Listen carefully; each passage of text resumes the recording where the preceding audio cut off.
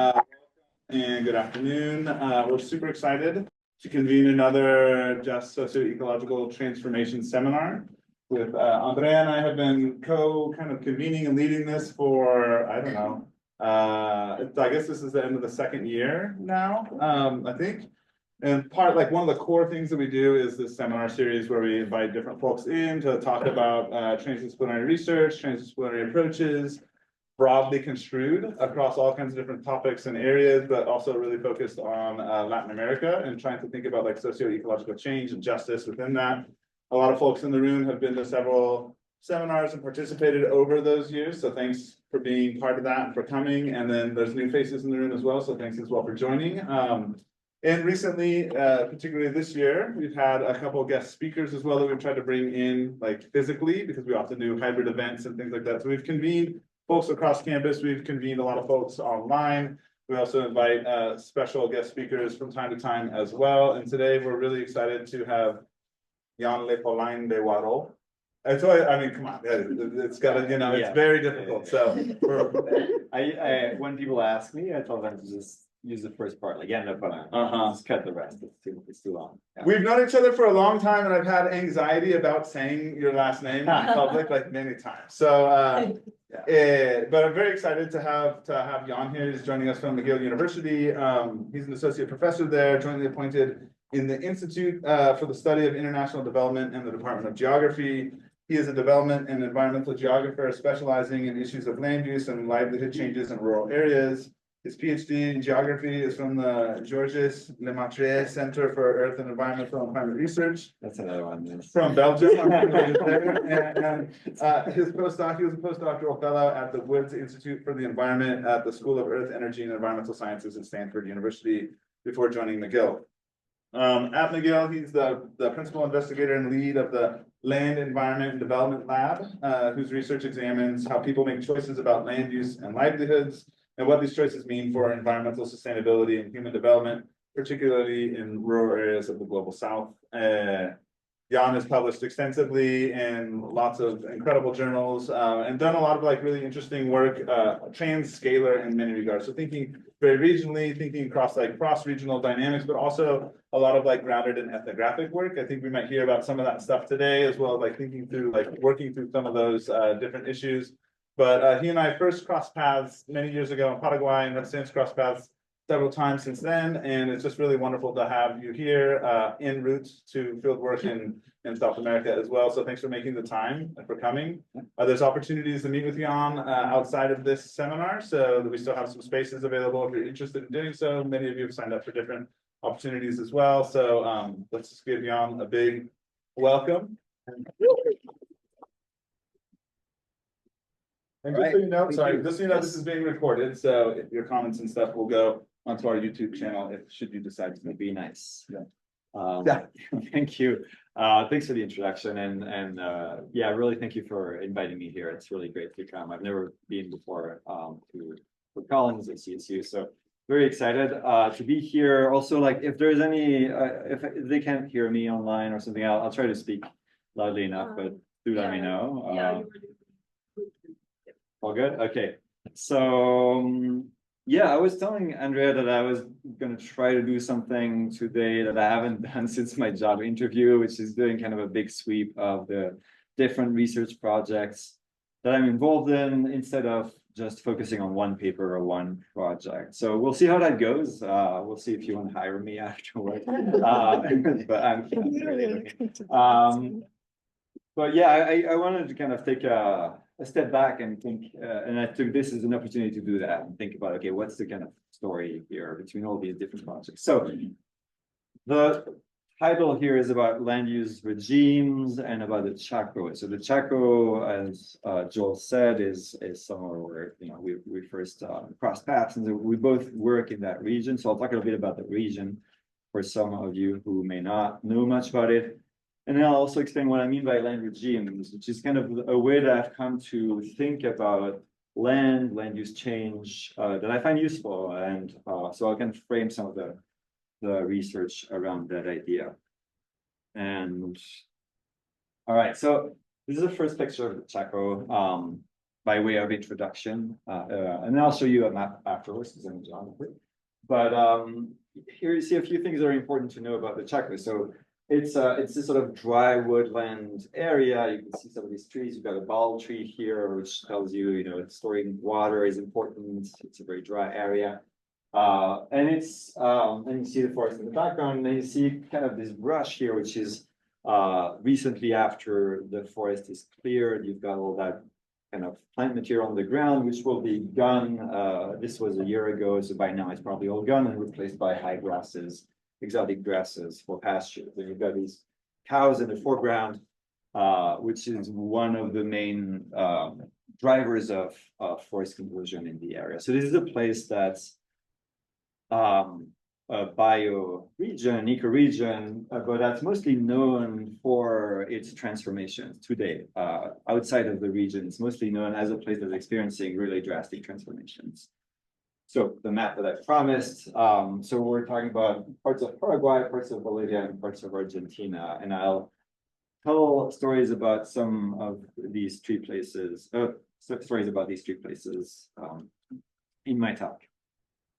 So I said transformations, you can see that here. This is the typical deforestation image that you'll see from, you know, news outlets or Greenpeace or and whatnot, but you've got that conversion that's going on. And you can see that in these maps here, where basically deep green is forest, and anything that's brown or red is forest that's been converted to pastures and to croplands. And from 85 to 2013, you can see that quite a lot of the territory is red or green, right? So this is one of these areas with among the fastest rates of deforestation in the world. At some point, it compared to the rates in the Amazon. Now, I don't know exactly where it's at, but they're very high. And so you've got an area with, at the most basic level, kind of two different realities. And I'm going to complexify that a bit more towards more than two later, but starting with the basics, you've got this sort of life in the forest reality. You've got people, this is a homestead. It's kind of a pano image, so it looks a little warped, but so no, people living in the forest with their livestock, goats, sheep, and so on, living off the forest. And then you've got these sort of monocrops at the other extreme that are expanding over the forest. And so you've got these two kind of systems, or I'm going to call them land regimes. There are different ways of producing, of being in the environment and in space. And this idea of land regimes, so getting to that idea, is it doesn't come out of nowhere. I mean, it comes kind of from the regime shifts literature. So those of you who are more in the social-ecological systems world might have heard of regime shifts or even ecology. So this idea there is a drastic change from one thing to another, from one organization of parameters and an ecosystem to another. That notion kind of came into the land use change literature some years ago. It hasn't really taken off, but I find it kind of useful. Think of these kind of strong, rapid changes. And that led me to think more about the idea, okay, but what is the regime that is changing, right? What is this land organization, land use, land system that is changing to something else? And through fieldwork and ethnographic methods and all of the stuff that I'll talk about later, I've been trying to make sense of it all and find a way to talk about it so that I can tell stories about land use change that are not just there's this much percentage of loss of forest and this much percentage of like cropland expanding and so on. So I came to this. And I didn't draw that, my student did, and she showed that like 3 days ago in her project proposal presentation. And I was like, this is amazing, I'm gonna use this from now on forever as a way to introduce this concept. She's an architect who's now learning geography and is clearly talented at drawing stuff. And so the idea of the land regime, as I'm using it today, is this idea of a multi-dimensional object, if you will, of land use, land cover. So what's physically on the land, you know, if it's grass, if it's forest, what's the use? Is it for producing cattle, for example, right, in this case? But also thinking about who are the decision makers on the land, who's deciding what to do, what are rules of access? Are we talking about, you know, open access, everyone can go, everyone can do whatever they want? Is it private property? Is it anything in between, community lands and so on? what's the driver, the driving motivation of the agents? Are they there to reproduce their community and continue existing in a certain way in the landscape? Are they there to maximize accumulation of capital? Anything in between? And what's the connectedness? What's coming in and what's going out of that landscape?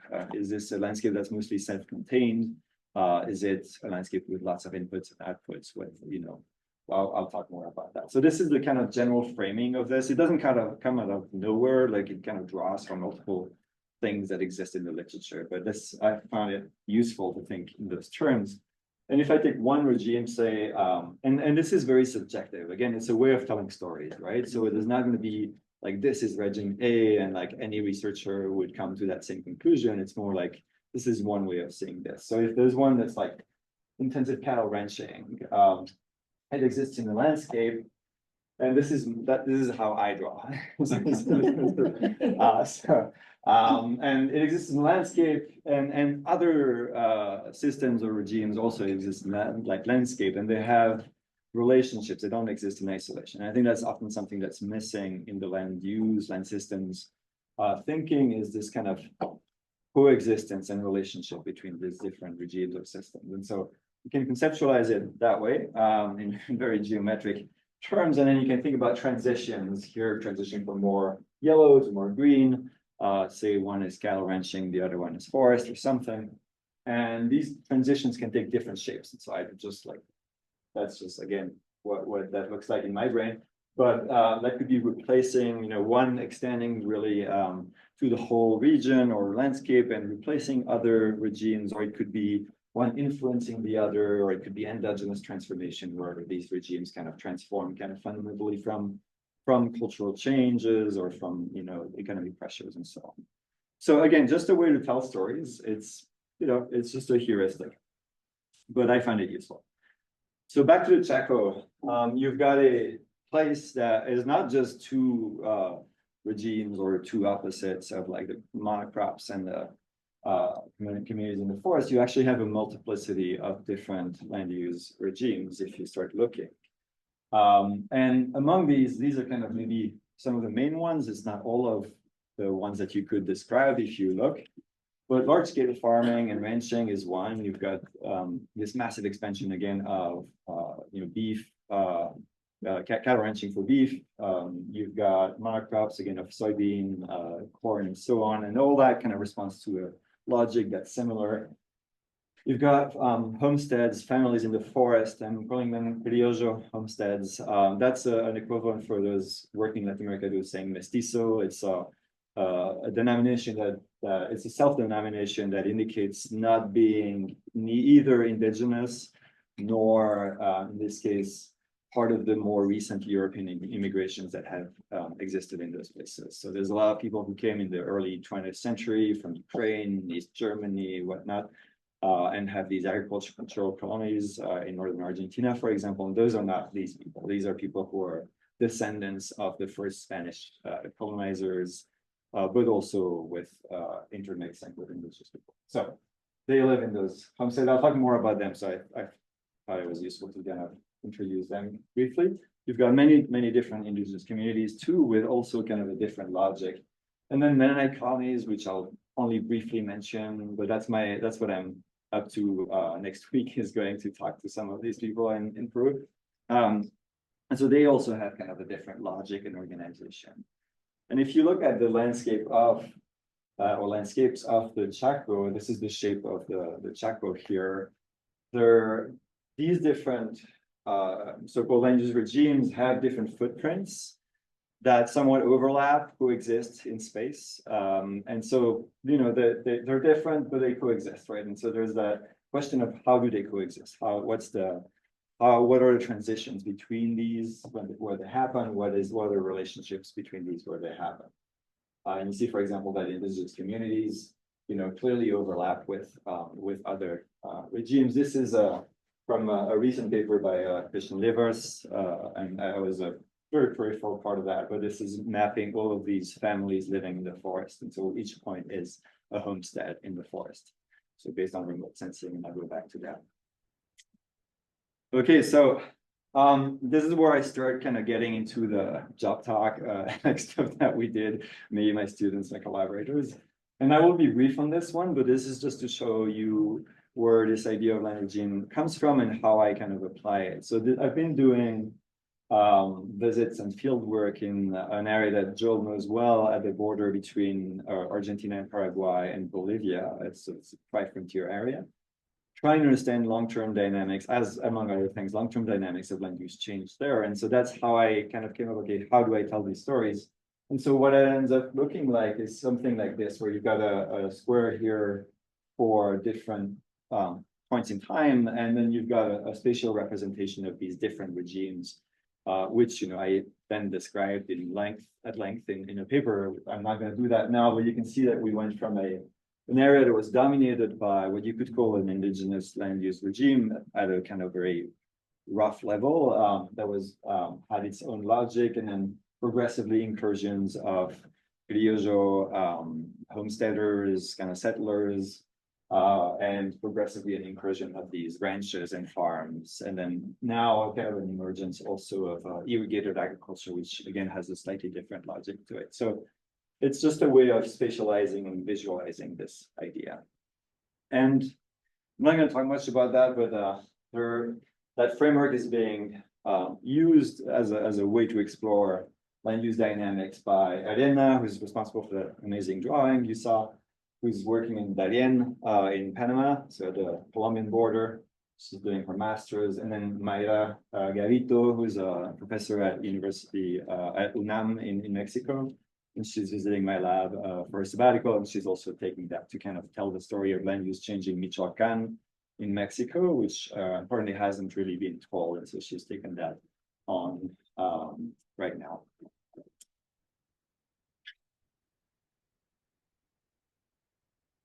So I'll talk about a few different things and a few different sites. So I wanted to show you those sites briefly. Louise, who is a new PhD student, will be working in Bolivia, in the Chaco. I've been working in this area at the border, like I said. Patrice, who's a graduated master's student, worked kind of at the Pilcomayo River level, so it's a broader area. Olivia is finishing her PhD, and she's been working mostly, well, at the Gran Chaco level and also in Santiago Estero province here. And then Ana Laura is working with the Mennonites a little bit outside of Chaco, but I'll briefly mention that because it's interesting and relevant. And there are other students, but it's less relevant here, so I didn't mention them. So I want to talk a little bit about a few things. Thinking about these competing regimes of land, I want to focus now on the commodity frontier, this sort of expanding frontier of commodity production, so beef and soybeans and so on, and some of the things we've worked on for that. And the way that this expansion is translating to enclosures in the land. So, closing the landscape, changing access rules for the landscape. And I want to talk a little bit, and we'll see how we're doing on time, but about responses from people in those landscapes to that enclosure process. And then just because it's all kind of bleak, and I want to talk about where we find hope and like what I'm hoping to kind of develop that part of the work in the future. Okay, understanding commodity frontier. So one thing to understand about the Chaco is, depending on where you all are familiar with process of deforestation and agricultural frontiers and stuff, this is not your smallholder driven frontier in Bolivia or in Brazil with people going with their families, clearing a plot of land to survive or to live. This is mostly driven by very large capitalized actors, right? The vast majority of the change that's happening in the Chaco are either people who are individually very powerful, very rich, investors and so on, or companies that are also very powerful, very rich. There's not a lot of middle ground. There's some, but there's not a lot, okay? So I put a picture of a plane there, just like I was visiting one of these ranchers' farm, and we stay there for the night, and we're waiting for the guy to come, and there he comes in his plane, like landing on this property. So that's what we're talking about here, right? So it's people who can just take their personal plane to their fields, right? Not all of it, but just to give you an idea. And so when I started working on the Chaco or in the Chaco some 10 years ago or so, I started thinking about, okay, what does that mean for how we understand the process of frontier expansion? And this is more from a kind of almost political economy question. So what does that agency, that extreme power that these agents have mean in terms of the development of frontiers? And so we, with colleagues, we started theorizing a little bit based on learning about the Chaco as a case study, and a lot of conversations. So in terms of methods, like a lot of interviews with those powerful actors over a few years, started thinking about how, without going too much into it, classical rent theory, which kind of says that there is profits to be made and these profits change and people will do with the land what makes the most profit. So that's kind of classic rent theory, is useful, but we need to take into account also the fact that some of these actors are kind of exceptional in their way of capturing these rents. So some of these actors are better placed to capture rents than others. And so that's my rents, that's my actors, and then the combination of these exceptional actors or these differences between actors with classical rent theory explains some of these kind of explosive frontier dynamics that we see in a place like the Chaco. It's like very nonlinear. It's just, it starts and then boom, explodes, which is not what you would expect from a classical theory. So you've got your classical rent theory, you know, you've got high rents for different reasons, technological change, a new road, things like that. And then you've got that combined with actors who have preferential access to land or an ability to themselves build the road, or information that others don't have. And, you know, we described a little bit how that's the case. And then that together kind of shapes the location of where these frontiers appear, the patterns and the speed of these frontiers. So that's kind of the idea that those rents are not the same for everyone. That's basically the premise here. Okay, so that was one piece of work. And then kind of following that thread a little bit, also I started looking at how these powerful investors move across borders. And because of this idea that the rents are not the same for everyone, then what can be communicated between actors can also matter.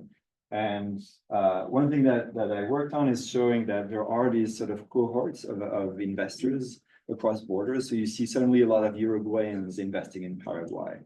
You've seen in the past Brazilians like all flocking to Bolivia and then to Paraguay and so on. I was trying to explain what's going on there and related that to this idea that, well, these actors have these special kind of abilities and agencies, and they're connected to each other. And so there is, to some extent, this communication of information, this facilitation of these movements that kind of spreads these differential abilities among networks of actors. And so a couple of effects that were that I discussed there was kind of coming from migration theory, the network effect, where you have people migrating somewhere, in this case, investors migrating their investment somewhere, and directly helping people in their social networks to do the same. And so that's something you observe in these investments. And also the herd effect, which is kind of the example, again, from migration studies. You see a lot of people migrating to the US. There's got to be something there that I also want, right? So here too is like, you see all these like powerful people from your sort of elites agrarian society in Uruguay investing in Paraguay. There's gotta be something. I also have to get in on it. And so you see that effect coming through in these migrations of capital and to some extent people, mostly capital, across border. So that was one other part of this understanding commodity frontiers.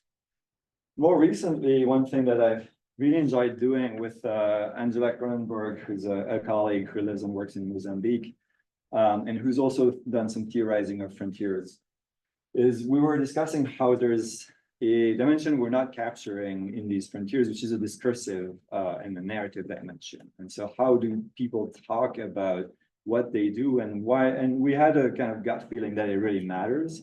So we tried to write about that, and that's hopefully coming out soon. But what we said was that basically there is a process in which increasingly today, these actors, they don't just not care about the environment or about people or anything. They're not like just awful human beings necessarily.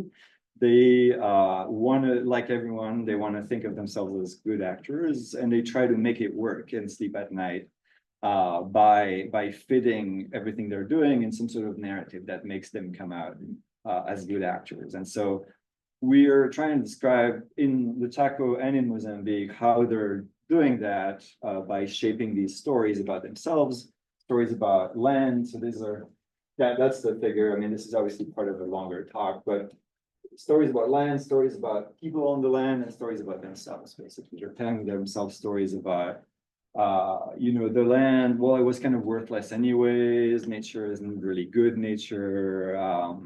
The people, well, they can't really help themselves, they need those investments. And there's a lot of like kind of really not PC stuff comes out of that.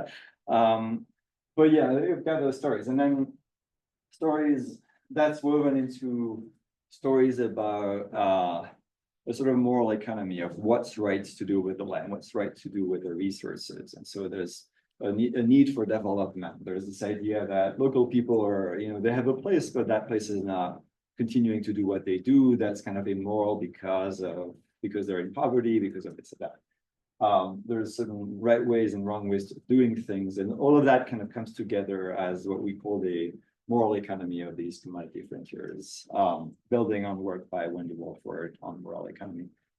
And the little yellow man there is the broker, land broker. And so we also discussed the role of these intermediaries as something that's really important in that process. These are people who buy and sell lands to these investors, and often also are active in the process of shaping these stories and shaping and disseminating them towards the outside too. So they talk to the news, they talk to the government, they're like the public face of these stories. And they bend and tweak these stories so they're not quite as outrageous in terms of dismissing local people and local nature and so on, but to kind of publicize a story that makes these investors look good and allows them to sleep at night. So our argument here is that this actually matters in terms of enabling these frontiers. I'll be curious to see what the responses to that are after this gets published. Another thing that's ongoing that I'm really enjoying, but it's been dragging on for too long, so I'm going to try to finish it this summer, is that we have with other collaborators, multiple collaborators, we have a data set that is permits of deforestation in the Paraguay and Chaco. And so every time you want to clear a forest to put cattle, for example, you need to ask a permit in the Ministry of Environment. And so we have those permits with names attached to them. And so we know who, what companies or what people ask for a permit to clear the forest. And so that's really interesting because we can tie these names to actual people, characteristics about these people to the extent that we can find that information. So that's one of these examples of like, starting to look at different scales here, where we kind of opportunistically combine big data sets. This is like thousands of properties. And GIS with, in this case, just like going on Facebook and looking for these people and like seeing what they're saying, who they are, what they do. And so I had a bunch of student RAs work on this. It's taken way too long, but now we have a data set of, I don't know, 600-700 properties. It's simple, we can do everything, in which we looked at what we could find about where those people are from, what they do. Are they attached, very basic, right? Do they have ties to anything else than agriculture? Like, are they like, do they own an auto factory, or are they a dentist? Or, there's a lot of stuff. It's very interesting. And so we tried to tie those characteristics to the actors because of this idea that these are not just farmers investing in the Chaco, those are investors, and a lot of them have nothing to do with farming, right? So how do we say something about that in a way that's not just kind of wishy-washy, like, but tied to data? So we've been doing that, and you see things like there's the origins of the investors. Like you've got a bunch of Paraguayans, but you also have a lot of Brazilians, a lot of Uruguayans, a lot of Europeans, some Koreans, and so on. In terms of ties to agri sectors, you can see that a pretty significant share has some ties to other sectors in agriculture. They're not just farmers. They're involved in manufacturing, in real estate, in construction, in trade, and other things. And a lot of them, but not as many, have some ties. And again, this is what we could find. So there's like probably more than that, but we couldn't find it all. And they might have some ties to other parts of the agricultural supply chain. So they might own a transport company for cattle, or own a port, so it's like some of the big ones. And so with that, we created a typology, and we're still working on that. So, we'll see where that lands, but the typology of these actors and trying to link that to where they invest and to who are those pioneers that kind of set up the stage for the expansion of frontiers in the future. So that's kind of, again, working on trying to understand these dynamics by characterizing the agents. And then one thing about these frontiers, like, if you work in the Chaco, you come across the Mennonites. There's no way around it, they're I'm not going to say too much about it, but they're very interesting because they have a mix of sort of capitalistic incentives of trying, they want to sell their goods to market. They want to buy cheap land because they're often numerous and they have big communities. But there's also religious and cultural incentives of like, we want to be far enough from urban centers, for example, so that our kids don't grow up drinking beer and, mingling with others and stuff like that. So I have a project with different people where we're looking at what's the balance of these different incentives in people's decisions in creating new communities. And there's been a lot of new communities created over the last 100 years that Mennonites have settled in different parts of Latin America, but even in the last 10, 20 years, there's a lot, especially in Bolivia, but also other places. And so we're looking at two places. I did another project kind of mapping the communities across Latin America, but now we're looking at one more progressive, let's say, less conservative community in Argentina. It was created by Mexican Mennonites, migrated there 10 years ago, and then a couple of very conservative communities in Peru, and this is where I'm going in a week, and trying to see, okay, what qualitatively, so with ethnographic methods, what do people say about why they chose to be there and not elsewhere, and what's the decision process there? So different logic in terms of thinking about land regimes. It's a different regime, different kind of motivations, different actors, but it's a very, very interesting story.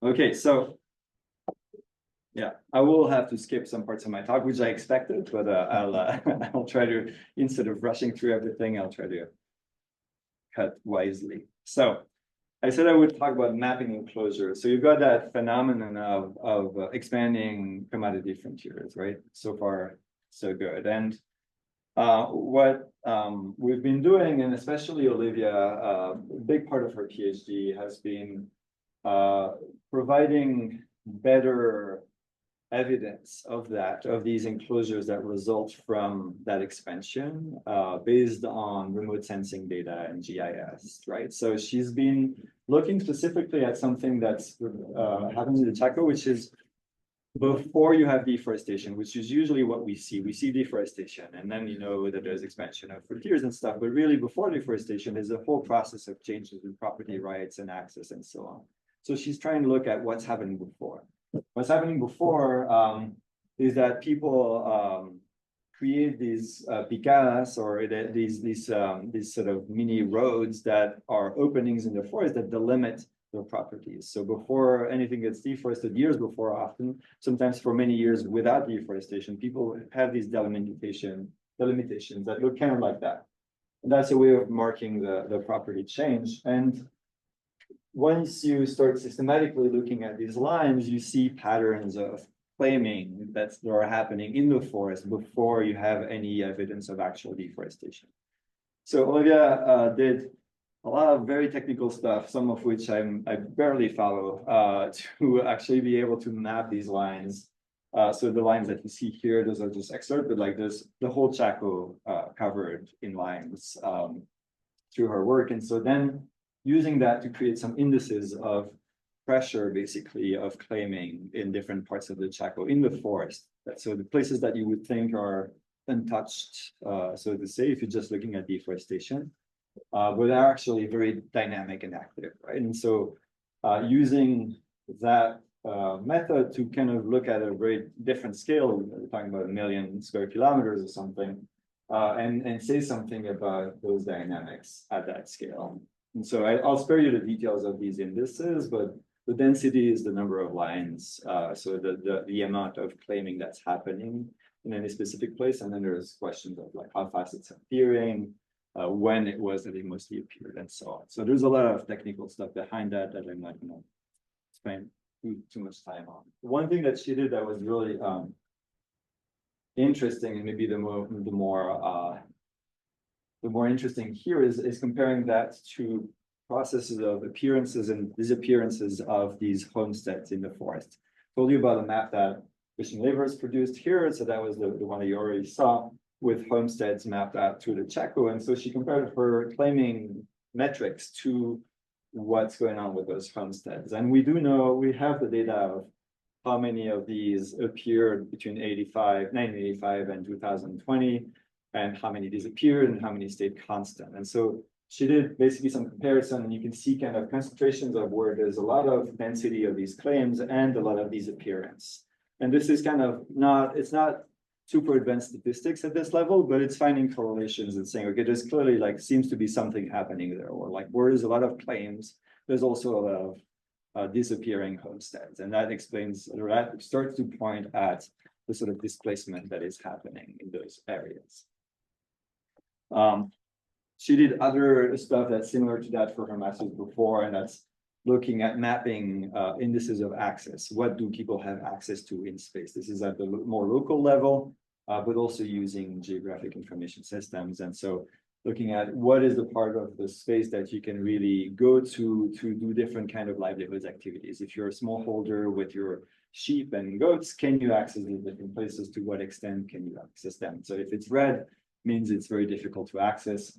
And you can see over time that it's becoming more and more difficult to access different places for people with their cattle. And then she expanded that to other livelihoods. And basically, this is a bit more complex, but different colors are different livelihoods. And if the bars are longer, then it's more access, and they're shorter, it's less access. You can see that there's kind of a little bit of a shrinking over time of access overall in that area. So all very quantitative, but it's all a way of finding out what's going on with these enclosures over time. And we did that also looking at water, something that also Joel had written about. And so this is Patrice, who I mentioned earlier, looked at water bodies, because in the Chaco, it's very dry. It's very important to have access to water for your livestock, for example, and how they're being enclosed over time. Again, a very quantitative study in this case. That's just a couple of examples of water bodies that I've taken pictures of in Paraguay, and I'll tell you this one is in a place that was enclosed and grabbed, and the people had to leave just in 2024. This is in an indigenous community nearby where a local landlord tried to grab it and failed. So that's happening, right? People are losing access to water, and so Patrice mapped these water bodies with Google Earth Engine. But again, I didn't like it's complex, but she tried to map everywhere there's water using that, and then showing that people have to travel more and more distance to access that water.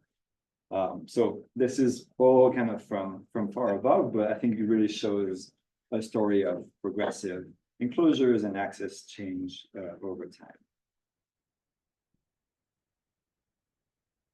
And so this is where I'll have to cut a little bit to so that we have time for questions. But one thing that I've worked on is trying to understand, and this time more based on fieldwork and ethnographic methods, how are people dealing with those changes? And to some extent, my students have been doing that too. So what's happening, not just to people, but what are people doing in response to that? So trying to keep their agency also at the center of the story here, like what are people's strategies and reactions. So back to the homestead in the forest here, the Criollo homestead.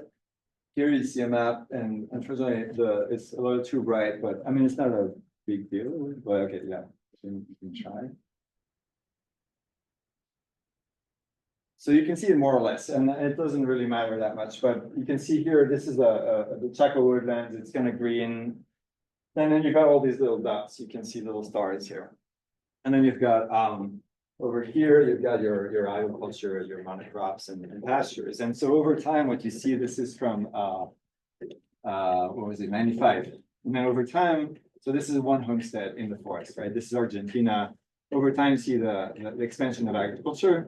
And you see these homesteads being either like kind of completely replaced or progressively enclosed. And so here, that one then zooming on, it's still there, but it's completely surrounded by these other land uses. And so then you wonder, okay, what's, and these are very big, like I said, like sometimes very big properties, right? This is like 40,000 acres, right? So, and so what happens, what do people do? So I spent some time talking to people like this guy in Paraguay to see what they do.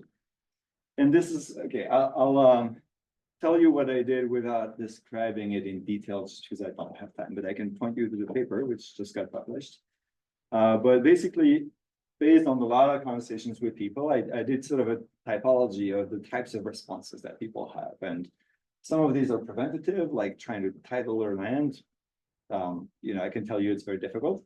Some of them are more in terms of mitigation, trying to negotiate their situation, negotiate financially, you know, financial compensation, or maybe some sort of cover resistance, like still using a little bit of the land without being detected. And then some of these are adaptive, such as intensification, starting instead of having your cattle and your animals under the forest, starting to actually cut the forest and intensify it with pastures like the big ones, like the big investors, so that you can produce more with less space, for example.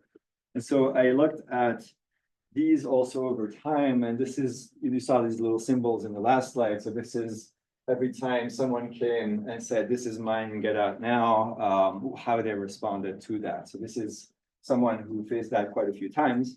And each time they deploy different responses to that. Sometimes they have to move, sometimes they get a little bit of money, et cetera, et cetera. And so you look across a number of cases and you kind of start seeing who does what and how does that change or not the outcomes.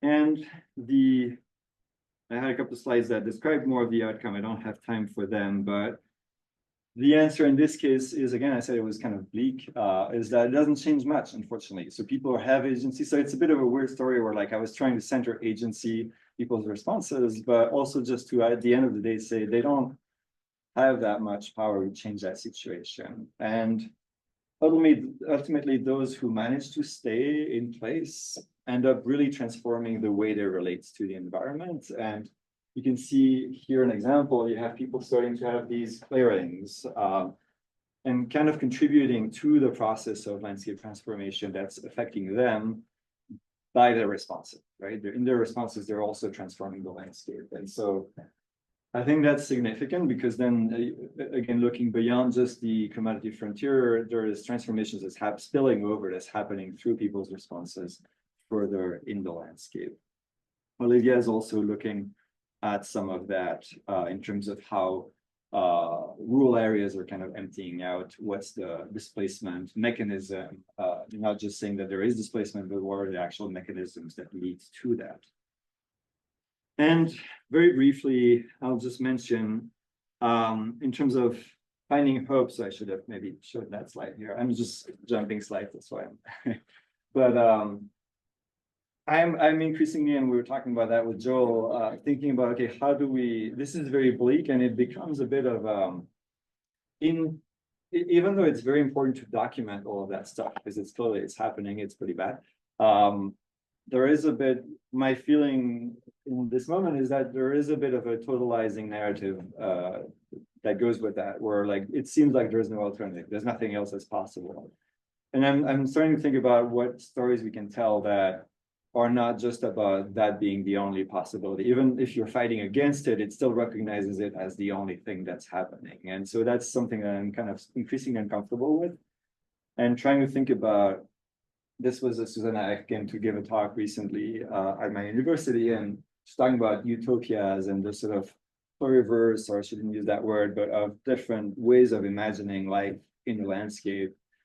And it contributed to me kind of wanting to go in that direction of thinking, okay, what are the other ways of imagining the Chaco and the life in the Chaco? And so one really fun and cool project that's happening right now is Louise, who's a new PhD student, as I said, is studying beekeeping. And that's one of those places. The reason she's doing that is she had been there and noticed the beekeeping. And then I also like talking to people. One thing that really came through for me is that when you ask about land and stuff, they tell you stories of displacement and all the hard stuff that's happening. And then you ask them, and you know, about the bees and beekeeping, those who are involved in that, and they just light up and they're like, I love my bees. It's so like, and I'm making so much money. I never thought it was possible and stuff. And Luis was saying in Bolivia, there are people like whole communities in some places that are actually reorienting themselves towards that. So we thought, okay, let's work on beekeeping. And I think in the future, I want to think a little bit more about, okay, what are these other, like, what are the other things like beekeeping that are happening in the Chaco that are giving people some sort of other way to imagine the future that's not just like resisting the machine, because it's a machine. It's very hard to do much of it. So to conclude, I guess what I tried to do is give you this overview of like thinking through this idea of land regimes, which again I'm not dogmatically attached to, but I find it useful, and especially useful in pointing out that coexistence of multiple realities in a space. And I think that's really what I like thinking about, is like there are all these different, this ecosystem of agents and realities in place. And we've done that through a bunch of different methods. And I think in looking at such a multidimensional reality, it is really useful to engage different scales and different methods, even though it also means you're never going to be as good as others at any one of them. But I think it is quite helpful. So these are the people I mentioned in this talk. And of course, there's a lot of other people involved that I didn't mention here, but happy to name them later. Okay, thank you very much.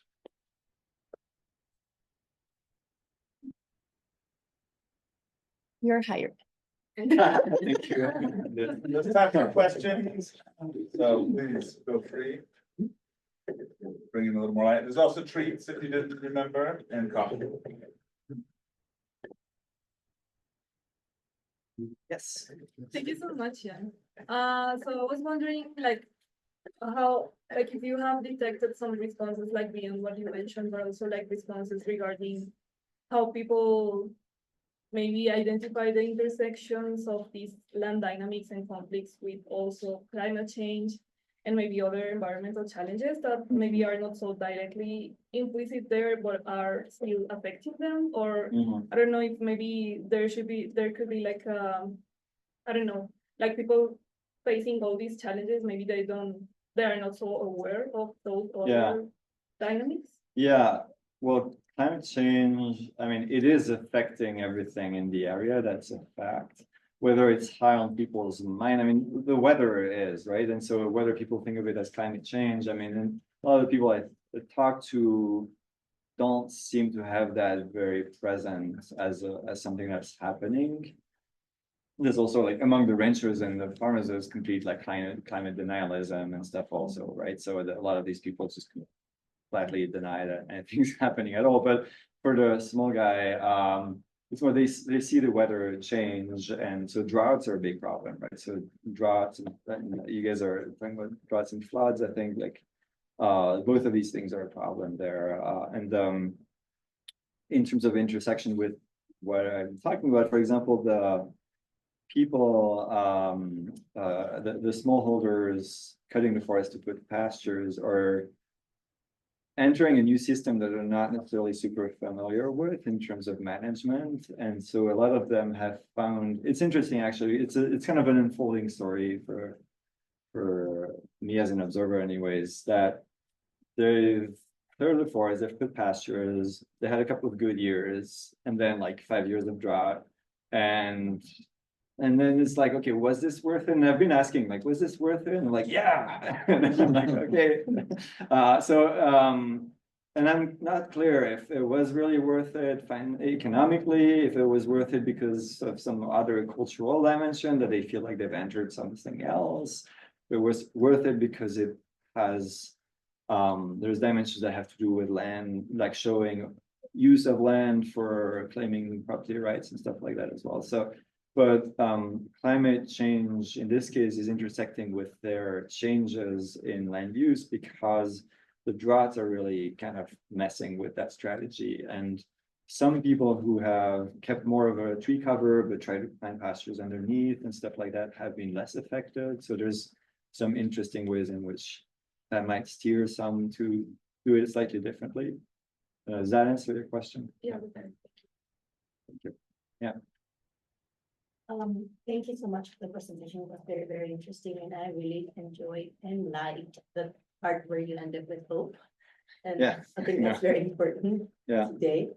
My question is, I know there's a lot of corruption in that area. I'm from Paraguay, Okay. and I've experienced and lived in that dynamic of corruption being a daily thing. Yeah.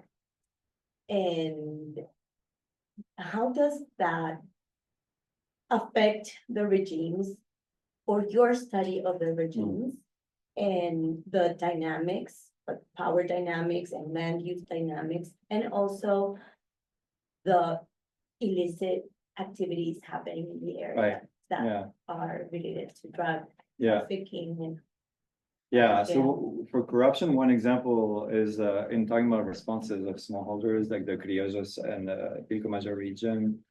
The best way to respond really when it works is to fight things in court and like in theory, right? Like when someone comes in Paraguay, if you've been there for 30 years on that land, using the land, and someone comes and says, it's mine, get out, you have rights. You're supposed to be able to say, no, I've been here, whether it was mine or not, you can't kick me out and stuff. And so in theory, that works.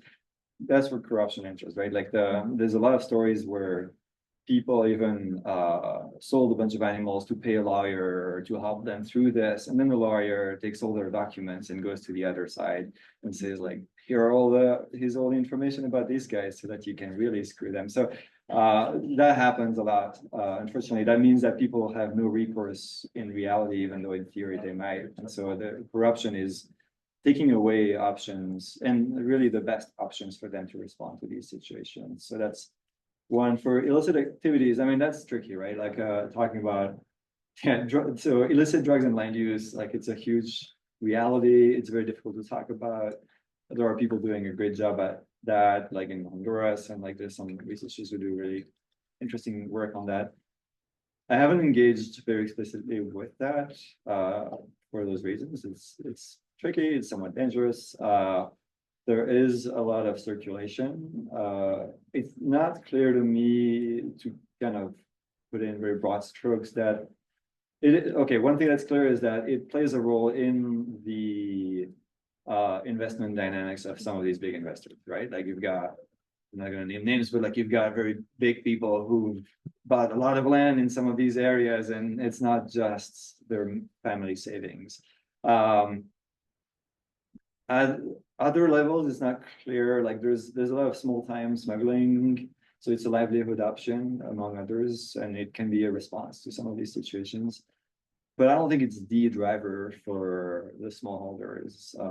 In that place where where Olivia works, it's much more in Argentina. So yeah, but at the level of big investors, it is a big factor. And of course, when I show those, like who is involved in what economic activities, I'm not showing illicit drugs just because I don't have that data. Like if I look people up, it doesn't tell me how much cocaine they sold last year. So I just don't find that information, but it's true, it's very relevant. Yeah. Thanks a lot for the talk. I spent a lot of time thinking about rural migration and land systems change. And I wanted to ask you about this really neat paper on frontiers. And if you thought about it much, that came out about a year ago in Rural Society, but then I saw that you were an author of the paper. So, it's a fantastic paper. Yeah. The Rural Society paper on frontiers. That's fantastic. The emerging frontiers. But so I pivoted a little bit.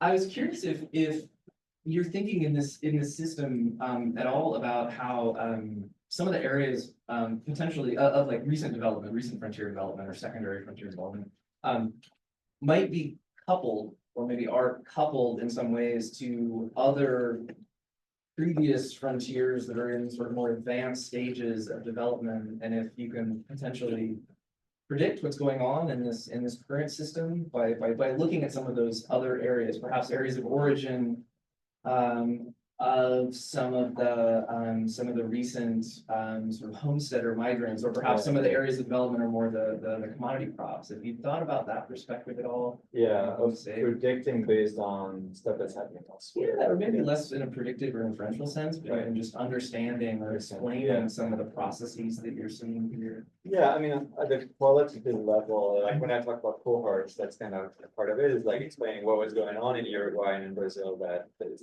people moved and stuff. Now, so to that extent, yeah, I think you're, now I understand you're referring to the Batik Metwa and. Yeah, the paper, yeah, okay, that paper. So yeah, Angela Cronenberg, who was also a my co-author on the narrative stuff, she wrote something about these sort of waves. It was called Waves and Legacies. I don't know if you read that one, but it's a very good paper. She wrote something about how multiple attempts at creating these frontiers kind of build off of each other, and so they leave something behind even when they fail, or like investors and stuff leave something behind, and that something kind of enables further investments. And so that's what she's talking about, waves and legacies. And so there too, you've got that connection to place of origin and stuff. I think in terms of, I know that's not eventually where you wanted to go, but the prediction part, I think is very tricky because I think once you have a seed of something, you can start thinking about predicting, right? But before it happens, it's very difficult. So there are seeds, like now, I talked about the Mennonites. They're creating colonies in Angola. And so this is a seed. So now you can start looking, okay, well, what's going to happen with that? Like, is this going to go further? Is it going to expand? Investors, the same. I mean, you saw people, if you talk to people, they'll tell you, I mean, when I was doing more of these investor interviews, they were saying things like, I'm looking at Colombia, like Colombia is like, if the politics change in this way, then like, investments gonna just like go in, right? And so that's from a interview basis, you can start understanding what might happen, or same with, well, and then they said the same about Angola and stuff that didn't happen. But so I guess it's a kind of a long-winded question, answer to your question, but qualitatively, I think if you engage with actors, you can have a bit of that predictive power. Quantitatively, based on like big data and stuff, I think it's very difficult, but maybe AI will save us. Maybe. Maybe not. Yeah. Yes. Yeah, thanks also for the presentation. I was wondering about the frontier expansion, and I don't know if you just like in my mind when I read the image about the money symbol and the agent. And you were mainly speaking about the big agents. About what, sir? Big agents, like the big actors with the. I was talking about the big investors, Yeah. yes. I was wondering if if you were able to explore, like who work their land, like the locals, who are they? Did change the narratives from the. So who's working the land before them, or no, for them? For them, yeah. So that's a good question. So in the case of the Chaco, there was a variety, but let's see. There's different formats, and so you saw the typology of actors that I showed. Like those are going to be different between these different types of actors. If I think about the sort of foreign investor, like the Brazilian, the Uruguayan, even between those two, it's going to actually be quite different. So the Brazilians will buy 10,000 hectares in the Paraguay Chaco. They will bring all the machinery, bring their employees. They set up a house for the employees and stuff, and they'll fly in and out to manage the land, and then they'll have a local manager, possibly a Brazilian, or maybe a Mennonite or someone who knows the country, or both, right? And they'll have so you'll have a field level manager for a certain amount of land, a few thousand hectares. And so if you have like 10,000, maybe you have a few managers, and then you fly in and out and manage from afar. the Uruguayans often form consortia of investors and stay back, like they're just putting the money. They might not even ever go to the place. And then they have local field managers, and those could be Paraguayans. There's also a number of Mennonites from the Paraguayan colonies. They're good managers and hired for them. Not necessarily Uruguayans. And so but again, it's a field manager kind of at the local level, and then manages all the employees, the contracts for machinery and so on, and reports back to the company or to the investors. And if it's a Sociedad Anónima structure like a company, then it might be again a bit different. And then you have some people who go live there, but that's almost never the case.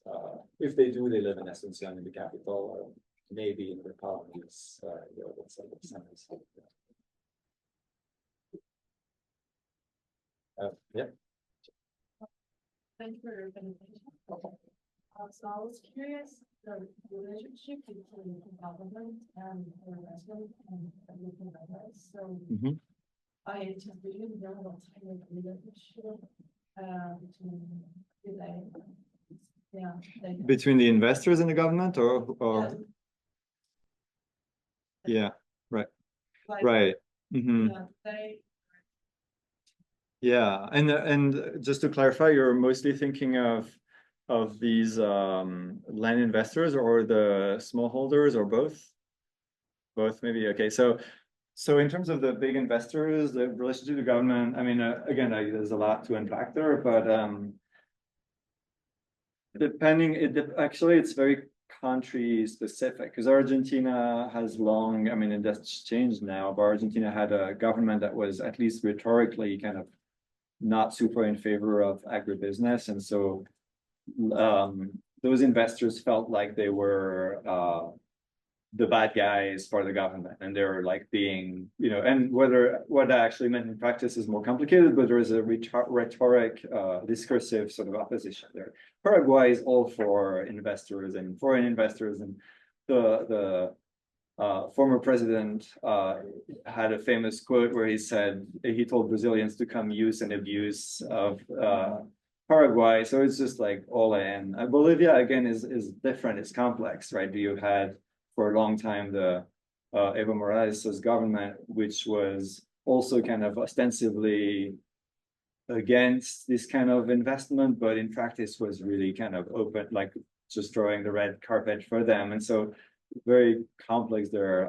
But I think one thing to mention is a lot of these actors are in government, right? So a lot of those folks that we're looking at in Paraguay, for example, have ties to government. And so one friend of mine, his family is in a very complicated situation of losing their land and stuff because a governor of a province in the east of Paraguay is the one taking it from him. So those are, there's a lot of connections there between power and these actors. In terms of the smallholders, they're kind of, I mean, that's where this idea of frontier in kind of the old sense, they're far from the government. Right? They're not, and in Paraguay especially, the government is this thing out there that barely exists. In Argentina, it's a bit different because there's all these social programs that have existed and like support for families, and so a lot of people rely on that for their income. So there is that other type of relationship to the government. But yeah, and the people I was talking to in terms of responses, for them, the government basically almost doesn't exist. I mean, it's really far. Yeah. And when it does, it's not really helping them, or they don't feel like it's working with them. It's working against them. I don't know how we're doing on time, so I'm happy to keep. We have the room for longer, so we can definitely talk for longer. Yeah. It's so. Please. Well, I'd say maybe like if anyone has to go, I'm not going to be offended if you get up and leave. So I'm happy to keep talking. Yeah. I had a follow-up, because you mentioned, and it's very clear and amazing to me how different you see these different dynamics between countries. Mhm. In the same region, in the land, right, of the print, Mhm. how the different land use and the size of parcels and everything. On the side of hope and these differences and these dynamics, do you know any actors or initiatives of any of these countries that are, in your opinion, doing well, or they are going in the right direction to Right. kind of Yeah. address this huge. Mhm. Yeah, well, I guess it's gonna be two different things between addressing the problem and like offering alternatives and stuff like that, which does, I mean, it connects. It's just like there's the ones that are trying to work on like land rights and stuff, right? And then there's initiatives that are more about developing alternative livelihoods and stuff, and they're not necessarily always connected. Yeah, there's stuff. There are NGOs doing good work. There's and I mean, you're very familiar with that in Paraguay, right? There's like organizations really working on with people to fight for land rights. So currently there's in the Pilcomayo, there's one community that's being helped by I think 2 different organizations to come to a well, to get the land title for the land that they've been on for quite a while. So that is happening, especially with indigenous people. For the criollos, it's a bit more complicated because there's something about the current moment where it's kind of a hard sell, to be honest. It's a bit of a hard sell to it doesn't fit all the boxes as easily, and they've been associated with negative things in the past. I mean, they displaced indigenous people in their history, and they are seen as environmentally not that great and stuff. So there's all these kind of, they're a little more invisible and a little bit more on their own. But there are organizations, for example, peasant organizations like associated with Via Campesina, which is an international organization in Argentina. Some of them are like the Mocase is very active.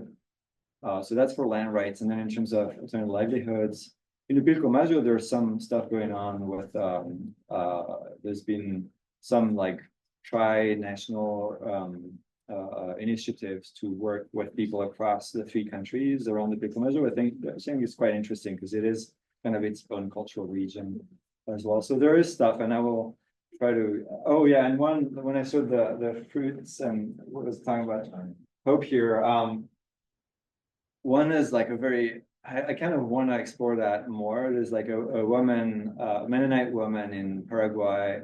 Do you know the Tucos factory? It's like she created a brand of like basically forest products from the Chaco, and she's working with like indigenous women in different parts of the Chaco for the collection of these products and stuff, and selling like these jams and flower from Algarrobo and all these things. And I find that actually fascinating. Like it's actually valuing the nature that's there, and not just in terms of conservation, but in terms of something that has something to provide and to offer. So I'll follow these threads, and I can tell you more in a few years. But yes, there are things that On the side of NGOs more and organizations. Right. Yeah. I mean, in terms of government, I don't want to say there isn't. It's just there are things I just can't tell you something that's like, oh, I'm excited about this, right? but that might be also because I don't know enough, right? So thanks.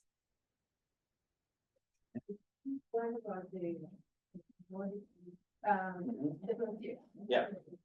What are the main communities that are spread in those areas? And did you see any change over time? Okay, yeah. So the main, I mean, historically, the main thing here is soy, right? So soybeans and cattle ranching as well. Cattle ranching has had so beef and soy. Soy being the big driver, even behind the expansion of pastures in cattle ranching, because often soy expanded on ranch lands, and then the cattle moves further into the Chaco. So you have these kind of 2-step progression, right? So soybean in Argentina, for example, expanded from the central Pampas outwards to the Chaco and on pastures, and then the pastures expanded north.